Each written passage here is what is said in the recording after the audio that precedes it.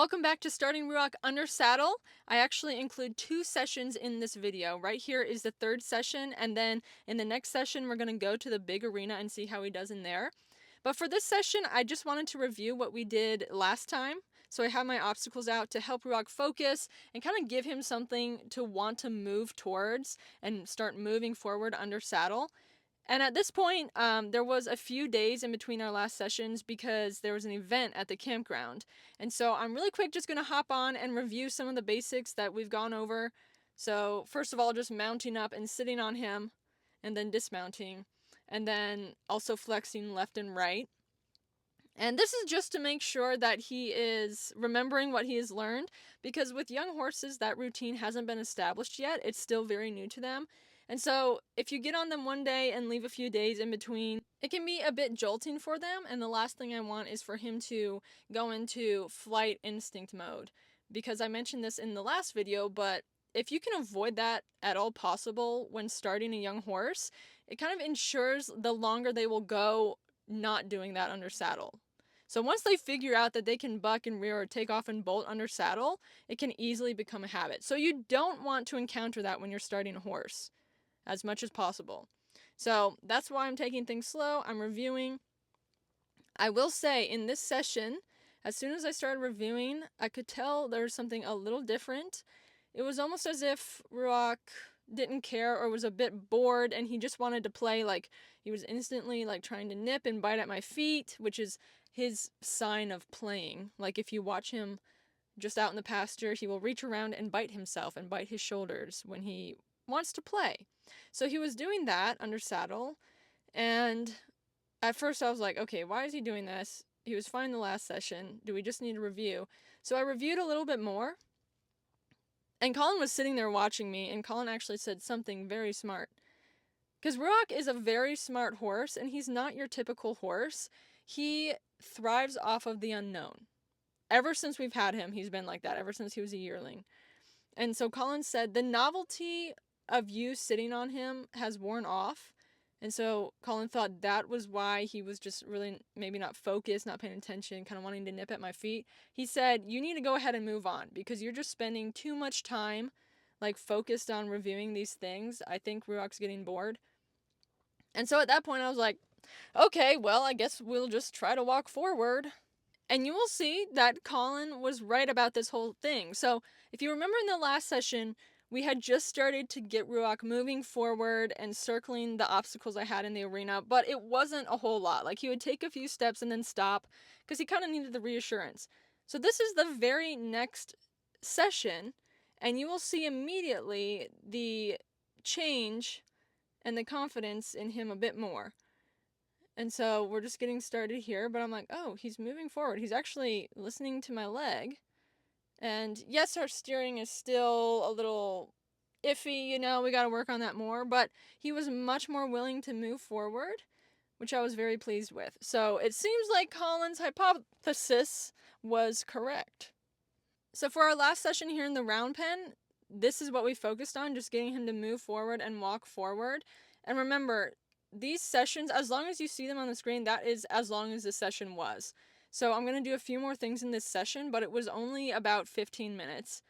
And that's because Ruach's a baby.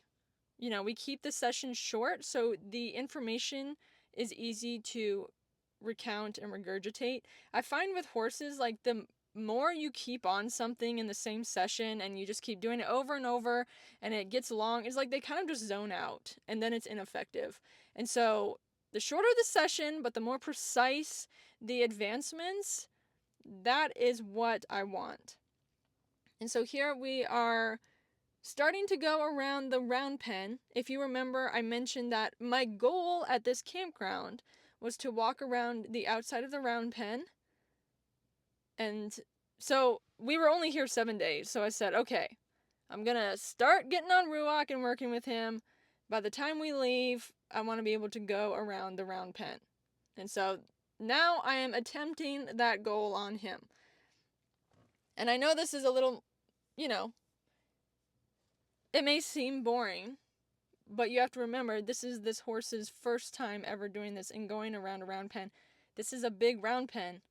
And so it's a challenge for Ruach because he's kind of being let out on his own. He's kind of giving a little bit more freedom. He's not in the tight circle I've kept him in. And so if he was going to do something, now would be the opportunity to do it. And so these advancements and these steps in horse training are always a little fun and intimidating. And of course he wanted to stop at Colin here. So if you're wondering why I started with the left and right flexing, like moving his head to the left, moving his head to the right, and then whichever way I would flex, I would also add the leg pressure, so he would swing his hind end around. The reason I start with that is when you add those things together, it actually does a few different things. So one, when your horse learns to step their hind end around when you add leg on a certain side, then they'll learn when you put both legs on, they need to step under themselves and move forward. So I think we see that with Ruach here. It's like, okay, he's had the left and right circles, so now when I put both legs on, he knows I'm asking him to move forward. And then with the reins, if I get the left and right flexion of the neck, that will eventually lead to steering. Right now it's not pretty because Ruach's still figuring it out, but eventually it will become more subtle to then where, I only need to close my fingers and he'll be like, oh, okay, I just bend this way. And ultimately, what the left and right flexion does, once you compile that with like left and right flexion and the horse moving correctly, then the horse is going to start, rounding and framing up. So it's a great way to start them, I think. And this is actually the first time I've ever started a horse this way. And so far I've liked it. Like with Tucker, I just jumped on him. He was fine. But I want to be very purposeful with how I start Ruach because I have dressage goals. And I mean, I know a little bit about dressage, but not a whole lot. So I'm trying to start in the right place. But anyway, so here we've gone the other way around the round pen. You see he's pawed out a little bit. That is his sign of frustration, if we remember from the last session. And you can just see he's like, okay, for a minute he just doesn't want to move forward. So he's hit his limit. He's trying to bite my feet. You're like, oh no, he kicked him in the nose. I'm going to get canceled. Okay. The rider's in a vulnerable position when they're on a horse and the horse can reach around and bite them. So you need to get after them. And when he tries to bite me, I kind of just tap him with my foot. But it's important to push the horse a little bit past their discomfort in order for them to grow. So even though he was showing signs of discomfort there, I still wanted him to walk a few more steps forward and complete the full round pen, and then I got off. So, yes, I noticed those signs, and I recognized them, but I knew we had to push past them a little bit. So from that last session, we were like, okay, Ruach thrives on the unknown, so let's give him the unknown and see how he handles it. I know you may think it's a little early, but I was pretty confident in him. So we went in the big arena at the campground just because there were a lot more obstacles and it was a bigger space. And I was like, I think he can handle this. Horses kind of adapt to the space they're used to. So since Ruach has been out on the trails in wide open spaces, I was like, okay, I think he'll handle this well. Because if you just stick in the round pen all the time, that horse is going to get used to that smaller space. So when they go in a big space, it's going to be a much more drastic change for them. So here I just start with the basics again, getting on him, sitting on him, flexing him left and right. And this whole day was different for Ruach. So usually I tack up in the round pen and then I'll get on him. Here I tacked up at the trailer. I had him tied for the first time tacking up. He did great. We went in the big arena. We lunged around and then I got on him. So this was a completely different experience for him. And immediately as soon as we reviewed, I'm like, okay, let's just head out. We're going to do the obstacles. And then once he does them, we're done. And I really just wanted to challenge him and see how he would react because I just had this intuition that he would be fine. He was going to thrive off of this. And so here you see we are starting the poles. We only worked on one side of the arena just to kind of like have a containment more so compared to using the whole arena for now, just because number one, to go around the whole arena would take forever and our session would be over. But then also just, to ease him into the bigger space.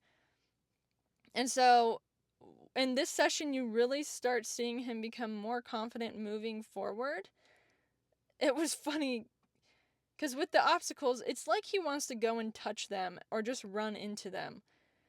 Ruach is a bull in a china shop. If you watch him in the pasture, he's constantly like rubbing on the fence. If he turns around in his stall, he has this weird tick where his butt has to touch the stall wall or the panel in order for him to turn around. He's just weird like that. So I think he wanted to touch the obstacles because he just wanted to go towards them and he would drift towards them. So we don't yet have bending and, yielding over to the leg. So, but that was his first time doing the poles. So I immediately hop off of him just to give him that release and to let him know that he did the right thing. We take a mental walk break. And this session was really short. I would say this one was only about 10 minutes because he just did everything the first time I asked him. He did it great. And then I'm like, well, there's no point in, spending forever on this.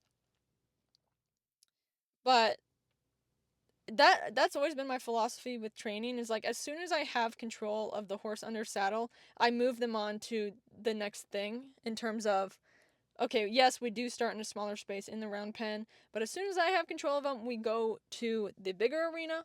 And then from there, as soon as they can prove that, they can be under control, then we go out into the field. And I've learned that method makes for great trail horses. Otherwise, introducing the horse to the trail can be a very tedious process if it's not something the horse is used to, like being out in different environments or in wide open spaces. A lot of horses will take advantage of that.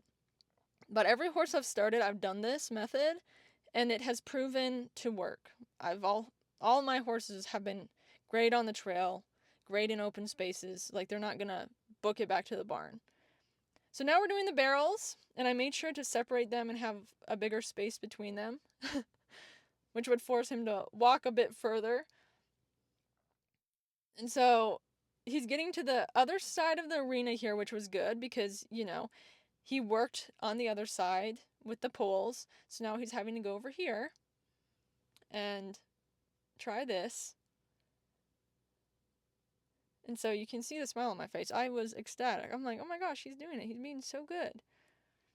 And then he did have a bit, he did show a little bit of frustration around here where he pawed out and, showed the sign that, okay, mentally I'm starting to check out a little bit.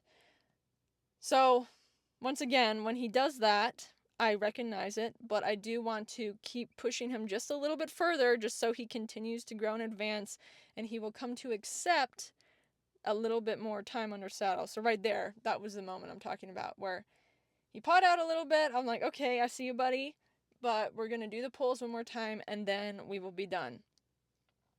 And so it's just a good way, like he knows, okay, the session will come to an end, but there are a few more things you're going to have to do. And so here you can see him drifting towards the pole. And I just have to use that rein to correct him a little bit. And there. So you can tell, like, okay, mentally he's kind of like coming to the end of his rope.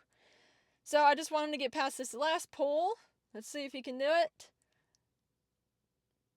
And then we're done. So overall, he did great in the big arena. I was so excited. We're actually at our new campground, so I'm going to ride him today. But I am very happy with how he's coming along. If you're looking to support us, be sure to check out our Etsy store. The link is in the description. And I will see you all in the next video.